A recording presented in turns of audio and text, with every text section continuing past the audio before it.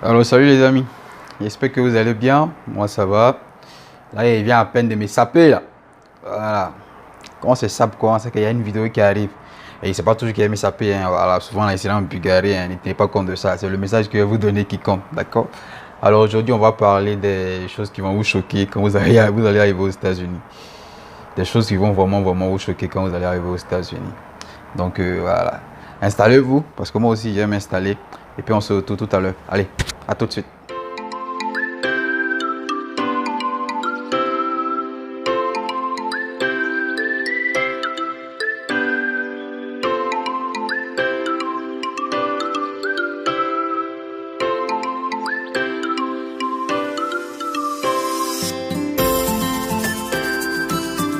Alors, salut la famille. Encore une fois, je suis de retour. J'espère que vous allez bien. Voilà, c'est votre frère Yves avec la chaîne, bien sûr, Yves aux USA. Alors, pour ceux qui viennent découvrir la chaîne, sans plus tarder, abonnez-vous et puis activez la cloche de notification pour ne pas manquer une vidéo. Voilà, parce que ici, il y a assez d'expérience à partager. Il y a la motivation. On parle de la green card, on parle des études aux États-Unis, on parle d'entrepreneuriat et bien sûr, il y a les partages d'expérience. Alors, encore bienvenue. Et puis voilà, tout le monde est bien installé. On va parler des choses qui vont vous choquer quand vous serez aux États-Unis. Famille, il y a trop de choses ici. Il y a trop de choses qui vont vous choquer ici, croyez-moi. Alors, par exemple, on commence par exemple par le fait que les Américains n'aiment pas saluer. De façon générale, les Américains, ils n'aiment pas saluer. Voilà. Donc, si toi, tu es quelqu'un qui est vraiment exigeant avec ce genre de choses, prépare-toi mentalement avant de venir ici. Les Américains, ils n'aiment pas saluer. Je prends par exemple le cadre du travail. Vous arrivez au boulot, ils vont passer là, ils vont te voir, ils ne vont pas te saluer. Ils viendront uniquement vers toi lorsqu'ils auront besoin de toi, en fait. Voilà. Ils viendront uniquement vers toi lorsqu'ils ont besoin de toi. Voilà. Dès que vous arrivez le matin, voilà, il t'a vu, il t'a pas vu, ils s'en foutent. Et lorsque peut-être il a besoin de quelque chose, tu es concerné, il vient vers toi. Ah, on dit quoi, ça va, tu peux me donner ça? Souvent, il vient, mais il dit même pas, on dit quoi, ça va, il te parle directement. Mais nous, les Africains, vous savez, nous habitués, autant pour moi, excusez, nous sommes habitués à la salutation, tout ça, machin. Alors, quand tu es nouveau, tu vas penser qu'il a un problème avec toi. Pourquoi il t'a pas salué, tout ça, machin? Vous le savez, par exemple, moi, si c'était moi dans le temps en Afrique, j'ai dit, mais tu m'as pas salué, pourquoi tu viens me voir? Tu as quel souci? Mais ici, il ne faut pas prendre ça en considération. C'est comme ça ils sont en fait. Voilà. Pour eux, ce n'est pas une priorité.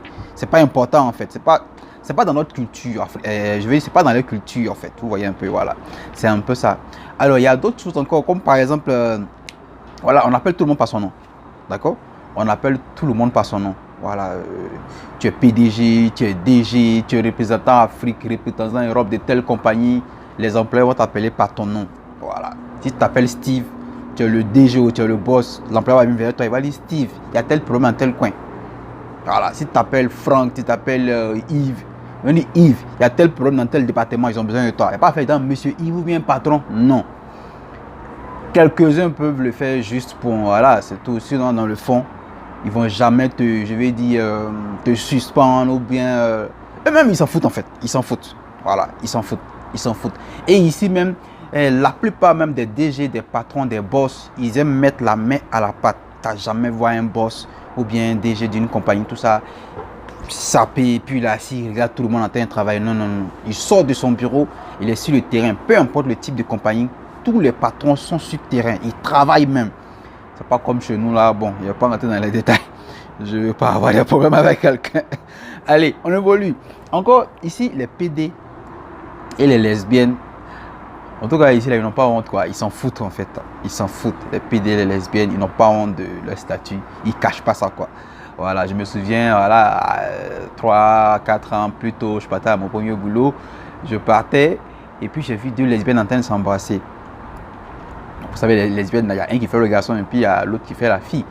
Donc, celui qui fait le garçon... Celle qui fait le garçon, plutôt, voilà, c'est ce que je dois dire. Celle qui fait le garçon, elle n'a pas au travail. Maintenant, l'autre a dit, ah, c'est ton travail. Faut pas durer là-bas, hein. Tu vas me manquer, hein, tout ça, machin. Et puis il dit, really? C'est quoi?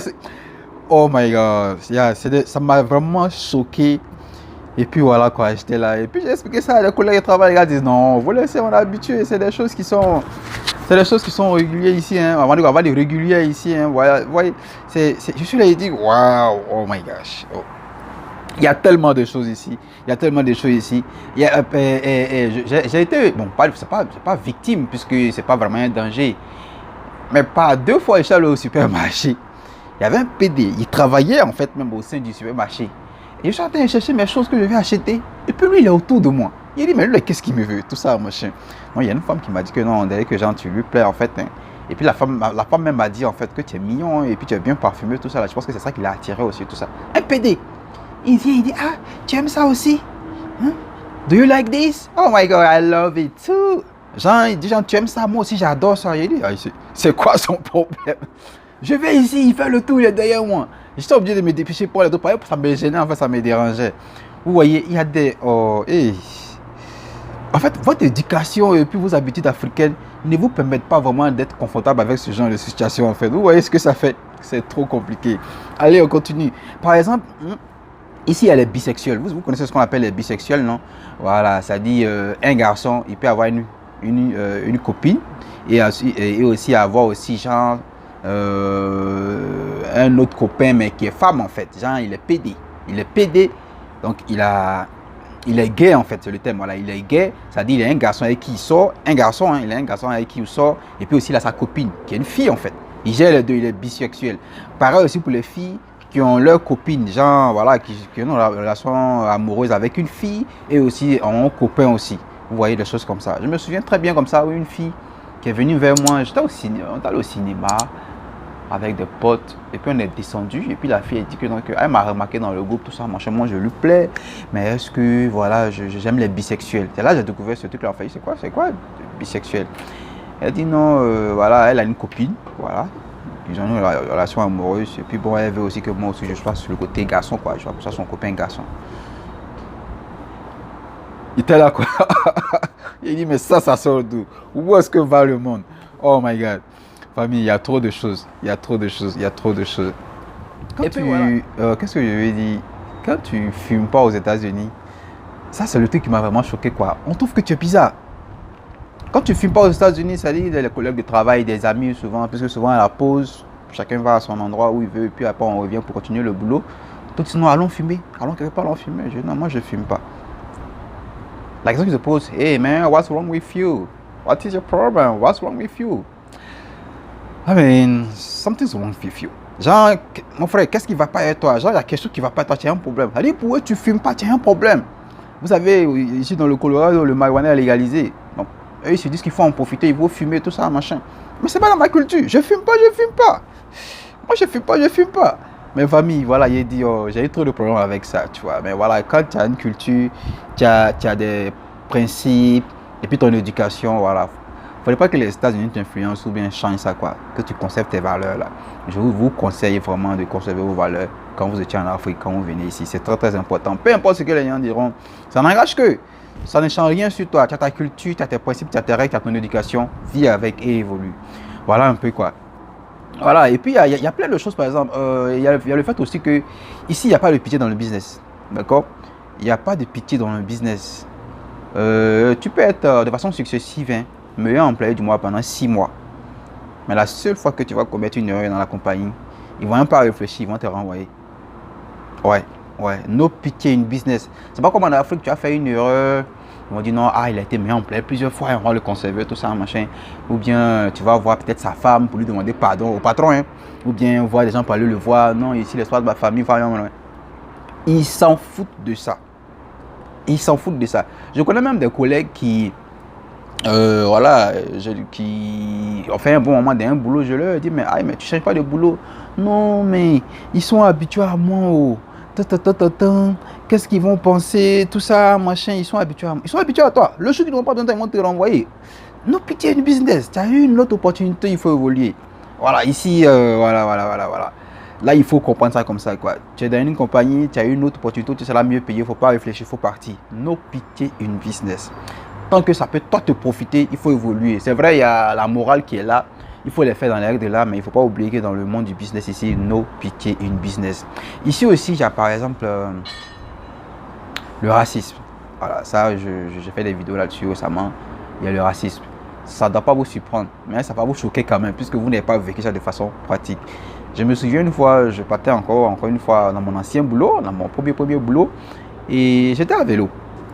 C'était un carrefour, je devais aller tout droit et tourner à droite. Et il y avait une blanche aussi qui venait, elle devait aller à droite aussi. Elle à sa gauche en fait, mais moi c'est ma droite. Donc, on allait partir dans le même sens. Elle marchait, hein. Quand elle m'a vu à vélo, elle m'a rapproché de la voie, elle a vu que où est-ce que je partais, c'est dépêché, elle a commencé à courir, comme si elle faisait du footing sur la voie que je devais emprunter.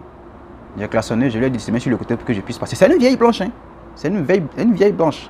Elle me dit non, ce coin là, c'est pas pour le noir, va de l'autre côté là, c'est la voie des noirs. Oh my gosh, ça m'a. J'ai dit waouh, waouh. Vous savez, on m'avait déjà préparé à ça, mais ça m'a vraiment choqué. Parce que le truc c'est quoi? Non seulement elle est âgée, vous savez, en Afrique, le fait d'être âgé, on a tendance à assimiler ça à la sagesse. Je me suis dit, mais tu es âgé, tu devais transmettre peut-être, je suppose que tu as des petits-enfants, de transmettre par exemple cette sagesse-là peut-être à tes petits-enfants. Donc c'est ça là, tu vas les transmettre, le racisme. J'étais choqué quoi. J'ai pris une autre voie et puis j'ai continué. Parce que si tu t'es approché d'elle, lui serait-ce que de la toucher comme ça, s'il te plaît, bouge, elle est capable de se laisser tomber et dit que il a me tuer, machin, tout et tout. Donc mon cher, prends tes distances et puis évolue. C'est de la provocation en fait. Et vous le savez bien avec tous les événements que vous avez vus récemment aux États-Unis. Par là, entre un noir et une blanche. Quand le policier va venir, il va demander à qui? Il va donner raison à qui? Vous connaissez la suite. Donc mon cher, j'ai pris ma voix et puis j'ai évolué quoi. Il y a aussi un autre truc qui va vraiment vous choquer. Baro, je vous pose d'abord une question. Quand vous voyez une fille avec le tatouage là, que pensez-vous d'elle? Que pensez-vous d'elle? Ici là, les filles peuvent avoir tatouage et puis ça va pas quelque part. Elles travaillent sans souci et c'est pas inquiétées dans la compagnie. Oh, chez nous au pays, wow. Ici là, les filles avec tatouage, elles sont standardistes même à l'entrée de la compagnie. Vous savez que la face de la compagnie là, c'est l'image de la compagnie, non, mais les filles avec tatouage, elles travaillent sans souci. La famille. Il y a